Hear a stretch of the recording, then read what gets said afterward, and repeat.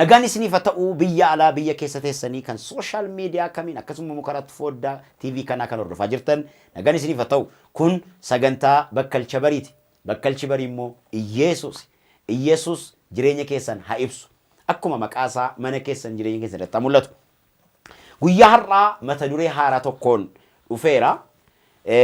Wal dhabdee yookiin immoo falma bal'eessuu, falma hir'isuu isa jedhuufan qoricha laachuudhaaf hin dhufe har'a qoricha ajajuuf hin dhufe qoricha maalii akkanaan jettan abdii guutuun qaba.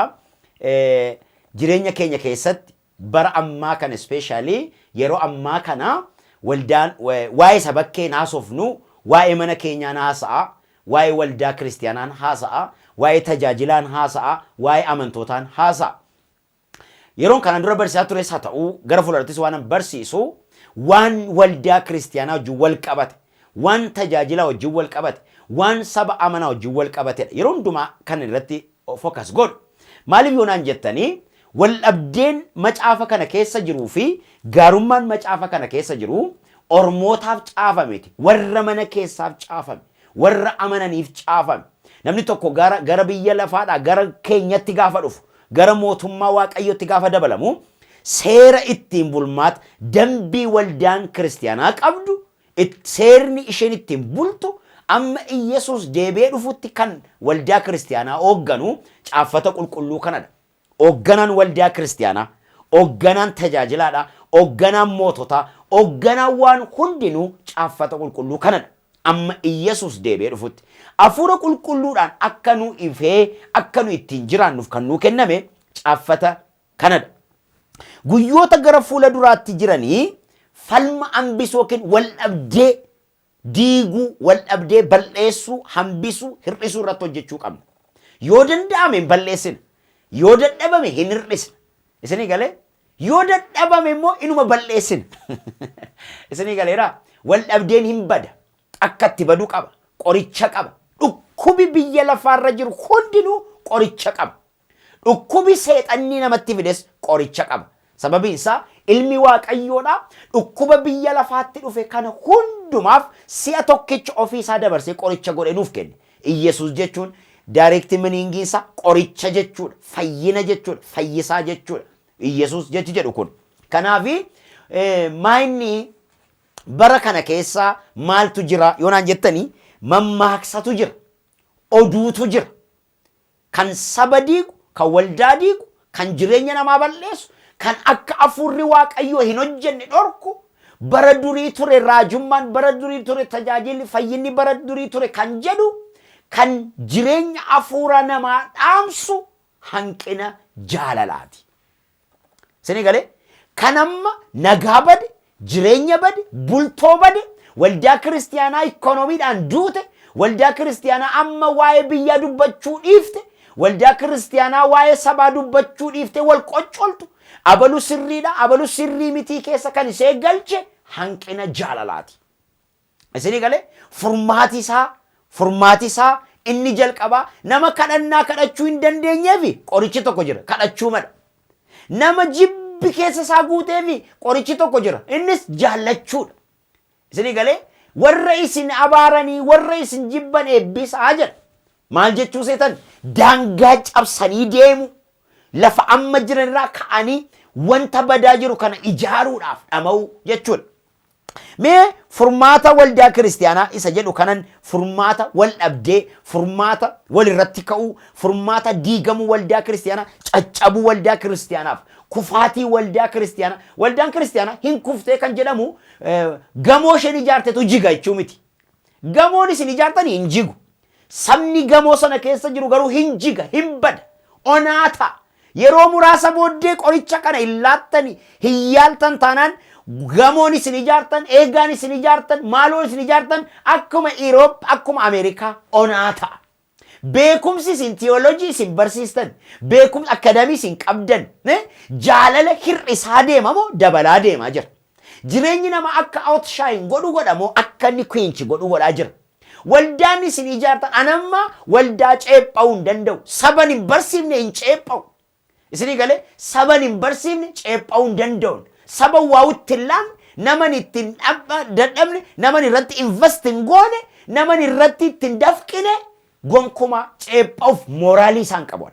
Isini galee sabi kun gatiin qabdu jechuudhaaf hin danda'an. Saba kana dheekkamuudhaaf hin danda'an. Evidensii waan ani itti laadhe hin qabu.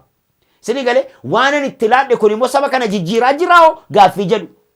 Kan isin itti yaaduu qabdan geggeessoon. Saba nuyi geggeessan waldaan kun caccabaa jira moo ijaaramaa jira? Mul'achaa jira moo dhokachaa jira?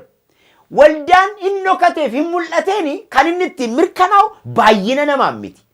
Waldaan jiraachuun kan isheen mirkaneessu sabi ala guutee mana guutee taa'uusaa miti. Waldaan immoo hin badde kan jechisiisu waldaa guddaa keessa nama 10tu jiraachuu jechuu miti. Akkasumiti. Waldaan kiristiyaanaa exist gochaa jirtiif hin jirtuu ishee kan ittiin beekamu yoo jaalalli jiraatedha. Yoo wal fudhannaan jiraatedha. Yoo walii simannaan jiraatedha. Yoo kabaji jiraatedha.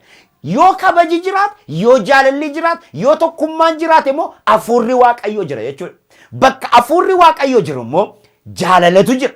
Bakka jaalalli jiru immoo mul'ina hojii hafuuraatu jira. Gamtaatu jira, ho'atu jira, waliif yaadutu jira, waliif dursa laachuutu jira. Isini galee jiraachuun waldaa kiristiyaanaa teessoo isin ho'ifattaniin hin madaalamu. Jiraachuun waldaa kiristiyaanaa aangoo hafuurri waaqayyoo qabu addunyaa kana irratti influensii gootee jiraatte yoo ta'edha. Jiraachuun waldaa kiristiyaanaa masfartiin waldaa kiristiyaanaadha isa kanadha. Garuu furmaata wal dhabdeedhaa fi waan Phaawulos barreessan isinitti hima. Roome boqonnaa 12 lakkoofsa 1 kaastanii hunduma isaa dubbisuu dandeessu isin. Ani garuu lakkoofsa 2 fi lakkoofsa 9 barbaada. Akkas jedha.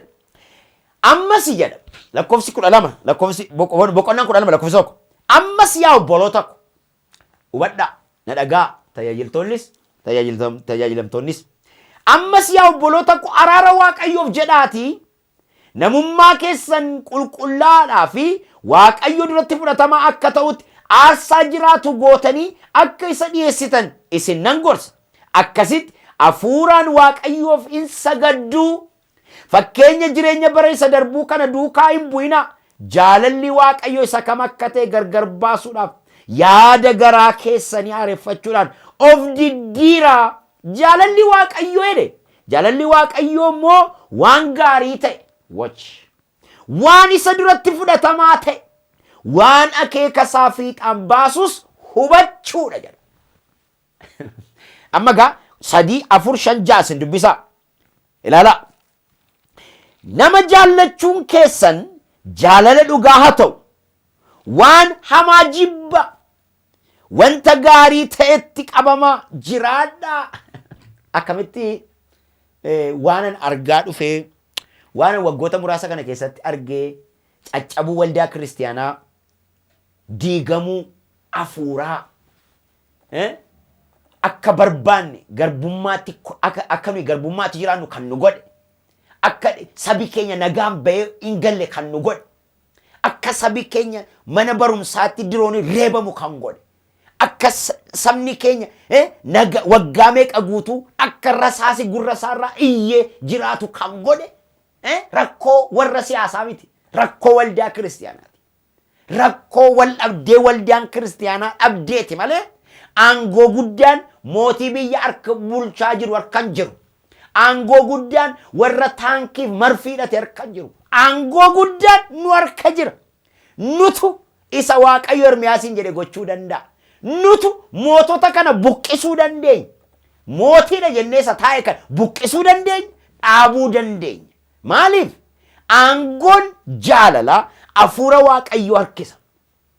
Sabi waaqayyo akka inni burjaaja waaqayyo waan hin barbaanneefi waan saba waaqayyo gadi cunqursu waaqayyo hin dhaa. Waan saba waaqayyo dhiiga isaa akka dhibaayyuutti dhabaafatu gad dhangalaasu waaqayyo hin buqqisa. Yoo nuyi maal taane? Inni jalqabaa yoo nuyi waldaan kiristiyaanaa mudaa malee dirmamuu malee faara tolaadhaan yoo waaqayyo duratti ilaalamte waaqayyo saba waldaa keessa jiruuf saba waaqeffannaa qabuuf saba jaalala qabuuf hinoo saba utuu waldaa keessa jiru wal nyaatuuf garuu hinoo dabarsee walii isaatti kenna dabarsee moototatti kenna. Sabni gaafa waldaan kiristiyaanaa cabdu gaafa keessoon waldaa kiristiyaanaa cabu Gaafa keessoo waldaa kiristaanaa frustrate ta'u waan ishee cunqursuutu irratti dhufa. Hongeetutti dhufa. Akildaamaa taati. Lafatu lafa dhiigaa ta'a. Isinii galeeraami. Furmaati biyya kanaa, furmaati dhaloota kanaa, furmaati biyya Itoophiyaa jedhamtu, biyya Oromoo jedhamtu kanaa nuyi warra waldaa keessaa. Gaafa afurri Waaqayyoo iddoo aarsaa isaatti deebi'u, gaafa afu jaalalli mana Waaqayyootti deebi'u, maal ta'a? Waaqayyo hin falma, Waaqayyo hin dubbata. Isinii galee ammanii ceephoorra jiru furmaatan ka'aa jira. Kanaaf iyyuu jedha ilaalaa gaa. Waaqayyo duratti waan fudhatamaa ta'u, waan fudhatamaa ta'e yoo hojjette, Waaqayyo duratti waan gaarii yoo hojjette, Waaqayyo kuni amma isatti dhiyaatan namatti dhiyaata. Waaqayyo kuni amma isa barbaadan, amma isa fedhan, amma isa hawwatan, amma isa hawwiidhaan eeggatan, amma kana namatti dhiyaata. Isinii galee kanaaf dhagaa. Kanaaf iyyuu maal jedha? Jaalala obbolummaatiin ho'isaa wal jaalladhaa. Walii keessaniif ulfina kennuudhaaf wal dorgomaa. Waa dhimma baasuudhaaf misiritti dubbisana dhagaa. Lakkoofsa 9. Lakkoofsi 2 fi 3 maal jedha? Waan Waaqayyo duratti fudhatamaa akka ta'utti aarsaa jiraatu gootanii akka isa dhiyeessitaniif isinan gorsa. Akkasitti afuran Waaqayyoof hin sagaddu. Fakkeenya jireenya bara isa darbuu kana duukaa hin bu'inaa. Jaalalli Waaqayyoo isa kam akka ta'e gargar baasuudhaaf yaada garaa keessanii haareffachuun of diddiira. Achiyoo of diddiira. Jaalalli Waaqayyoo immoo waan gaarii ta'e, waan isa duratti fudhatamaa ta'e, waan akeeka isaa fiixaan baasuudha. Akeeki Iyesuus akkuma inni dabarsee ofii isaa nuuf kenne, akkuma inni jaalalaaf jedhee ofii isaa dabarsee nuuf kenne, isini jedhe wal jaallachuurraa kan hafe jedhe. Duuka buutuu koo ta'uu barbaaddu jedhe. Duuka buutuu jedhamtanii waamamuu barbaaddu jedhe. Maastarsii qabaadhaan jedhe. Tiyooloojii piroofeesarii ta'an jedhe. Meedikaal dooktarii, akaademikaal nooleejii, saayintistii ta'an jedhe. Nama digirii qabutu na wajjin jiraatan jedhe. Nama barannetu na wajjin jiraatas immoo jedhe. Maayyimiitu immoo na wajjin jiraatas hin jedhe. Beekaa biyya lafaa bulchuutu na wajjin jiraatas hin jedhe. Nama jaalala qabutu yaada Waaqayyoo fiixaan baasa. Nama keessa isaa jaalalli jirutu yaada Waaqayyoo galmaan ga'a. Nama keessa isaa karoorri Waaqayyoo jirutu kaayyoo Waaqayyoo bakkaan ga'a. Kanaaf dhagaa akkasa dhagaa akkasa nama jaallachuun keessan jaalala dhugaa haa ta'u. Waan hamaa jibba wanta gaarii ta'etti qabamaa jiraadha. Jaalala obbomummaatiin ho'isaa wal jaalladha. Walii keessaniif ulfina kennuudhaaf wal dorgomaa. Waan dhimma baasuudhaaf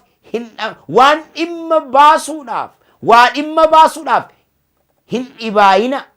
Hafuura guddaa qabaadha. Gooftichaafis ofirraa bu'aa hojjedha. Abdii qabdanitti gammada. Rakkina obsaa. Waaqayyoon kadhachuuttis cima.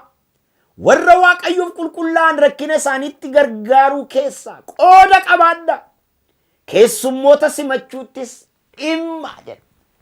Qorichi waldaa kiristaanaa isa kana. Qorichi amantootaa isi kana. Waldaa kiristaanaa gaafa jedhani namoonni akkamittiin yaaddu? Waldaa kiristaanaa gaafa jedhamu qorqorroo isa akkasittiin ijaarame.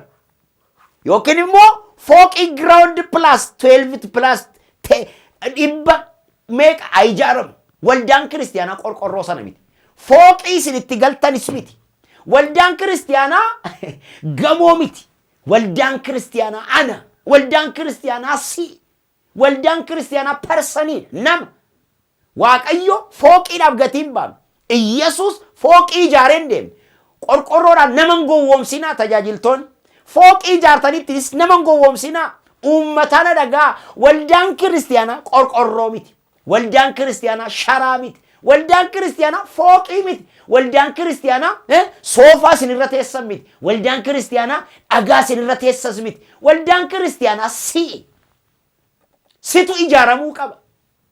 Amma dhagaa walirra naxxanii kanan saba ijaaraa warri gaggeessitoota ofiin jettan kun dorgommii keessan fooqii ijaaru, dorgommii keessan piroojeektii ijaaru, dorgommii keessan leegjarii haawus, leegjarii kaar, leegjarii kilooz, leegjarii nama oomishaa,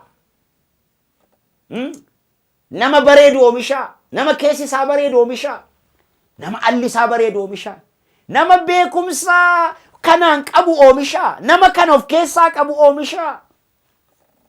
Yaa sabaa hin gowwoomfamiinaa. Na dhagaa isinitti hima. Bara dhumaatti jedha. Waa'ee bara dhumaa isinitti hima. Namoonni jedha of jaallatoo ta'u jedha. Warra of jaallatan ta'u jedha. Warra jaalala hin qabnee ta'u jedha. Warra of keessaa jaalala hin qabne. Warra ofittoo ta'u jedha. Warra keessummaan simanne ta'u jedha. Warra nama hin jaallanne ta'u jedha. Warra harkatti baatanii anoon qabu namaan jedhan ta'u jedha. Warra utuu manaa qabanii, utuu maaddii manaa qabanii, dhaqiiti abidda ho'ifadhu, dhaqi dhannake, dhaqi abidda qaammadhu rafi warra namaan jedhan jedhe Yaaqoob. Warra akkasiiti jedhe. Warra utuu qabanii sassatan.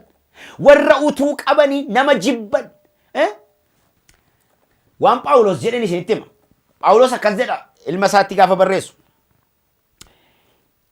Yeroo Maqedooniyaa dhaquudhaaf ka'ee akkuma si gorsee ture namoonni tokko barsiisa biraa akka hin barsiifne akka dhowwituu fi mandaraa Efesoon turuu kee nan barbaada jedha. Churchii pilaanti godhaniitu mandaraa Efesoonitti akka inni turuu barbaade jechuudha. Achii maal jedha seetan Phaawulos? Mammaaksa amantii eeguu hidda qomoo isaanii isa dhuma hin qabne lakkaa'uus akka dhiisan godha. Wanti isaan godhan kun falma duwwaa kaasuu malee akeeka Waaqayyoo isa amantiidhaan fudhatamu sana hin hojjetu jedha. Dhiifamas maaliif dhiifama naa gootu likkiidha waan sirriidha waan ana sa'u. Irra deebisanii dubbisu. Al tokko waa dubbachuuf jettanii jechi hin hanqatu namatti hin hanqata. Waan nuyi keessa jiru bukoo waldaa kiristiyaanaa keessa jirtu.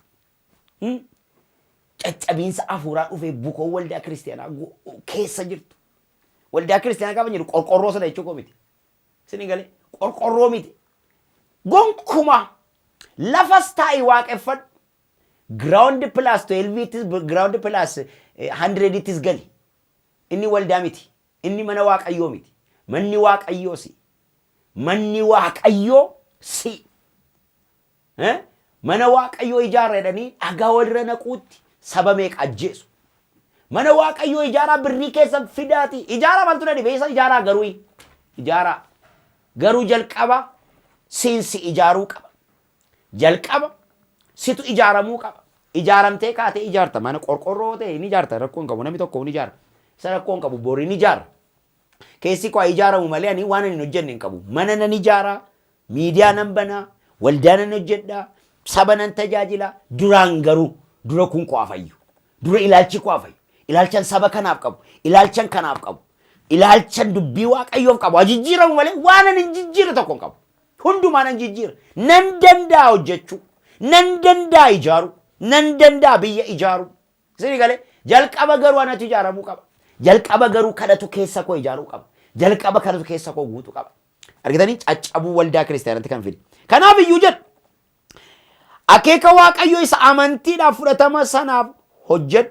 Nuyi garuu barsiisa biraa sana dhowwinee jaalala garaa qullaa keessa yaada garaa hin boora'in keessaaf amantii gowwoomsaa hin qabne keessaa ba'uun dammaqsuudhaaf hin barsiifna. My ultimate goal is this. Kaayyoon koon isa kana. Maal jedhe Phaawulos?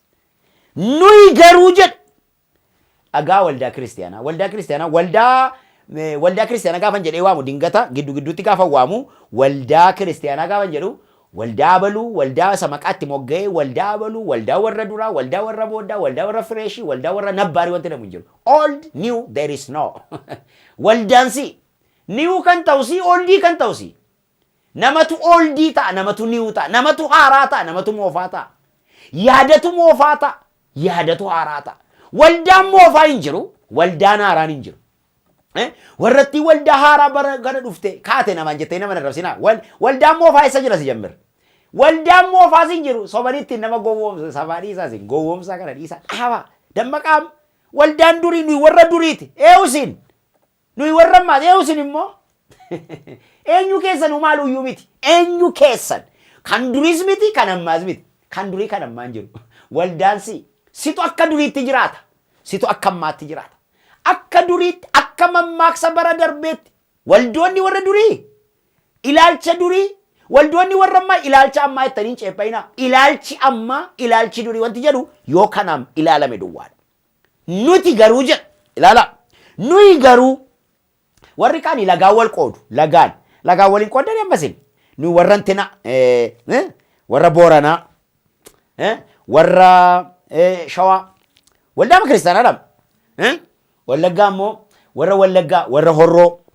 warra qellem warra gimbii injiru waldaan keessan akkasitti waaqayyo injiru akkasitti wal qoodaa jirtanii tajaajilaa warra intinaati warra biyya akkasiiti warri kun dhukkubi kun illee biyya alaa kana keessa jira biyya alaa Awurooppaa kana Ameerikaa kana baay'ee gandaa wal qoodu ganda waldaa maqaa tokko qabu gandatti caccabsatanii gashitu waldaa maqaa waldaa dha'uun naan eeyyamamuuf fida malee waldaa maqaa dha'uun nan danda'a isini galee waldaa tokkuma maqaan isaa tokko biraandii isaa tokko gochaa isaa tokko garuu kan warra wallaggaa kan warra shawaa kan warra hararge kan warra eenyu tokko naawama kan warra dambidooloo kan warra dambidooloo keessaa immoo kan warra antenaa dhankaa kan warra jettu waaqayyo maalan godhaa kana gaa waldaa kiristaanaa kun amma dhuguma waaqayyo afura waaqayyo hin sochoosa afura waaqayyoof hin ta'a akkasitti tu jirtanii amma tu waaqayyoon kadhattanii waaqayyo dhiiga guyyaa saafaa dhangala'aa jiru kana arguu dhabe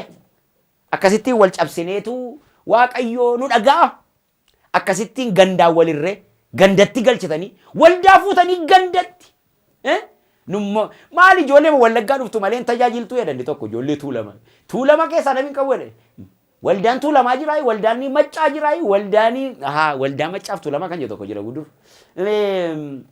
waldaan argee jiraa waldaan kan Yesuus waldaan kan nama dhuunfaa miti waldaan dhiiga Yesuus irra dhaabbate dhiiga Yesuus irratti kan ijaarame waldaa maqaa isinitti moggaaftan miti ana kan ijaarame dhiiga Yesuusin kan ijaarame dhiiga Yesuusin kan du'aa ka'an dhiiga Yesuusin kan nama ta'an sini galee kanaafitu waaqayyo immoo qumaara yeroo irratti haasa'amu hin barbaadu yeroo isin saba kana irratti waan hin taane dubbattan hin barbaadu firoota ko caccabuu waldaa kiristaanaa caccabuu ikoonomiiti caccabuu kufaatii waldaa kiristaanaa kufaatii siyaasaati caccabuu waldaa kiristaanaa kufaatii waldaa kiristaanaa kufaatii diinagdee kufaatii hongee namatti fida waaqayyo noo wal falmina yoom tokko taanii waaqayyo waamna noo lagaa wal qona warra intini warra dambidooloo warra gimbii warra naqamtee warra qassoo warra harargee warra tuulamaa warra mandii warra asoosaa warra